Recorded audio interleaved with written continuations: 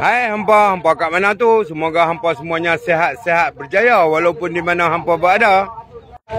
Hari ini Mak Ali berada di pasar pagi. Ayak hitam pula sahabat-sahabat tu. Ayak hitam pula. Pasar pagi ayak hitam.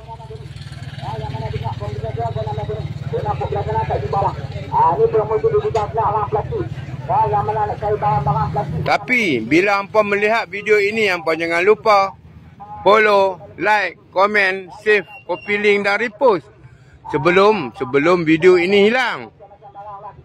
Sedikit view untuk hampa. Macam-macam ada. Sesiapa yang bermasalah dengan urat noh, yang bermasalah dengan urat, minyak raja kayu sahabat-sahabat. Untuk memulihkan urat, boleh dapat di bio Mak Ali. Okey, jumpa lagi next video. Bye bye. Assalamualaikum.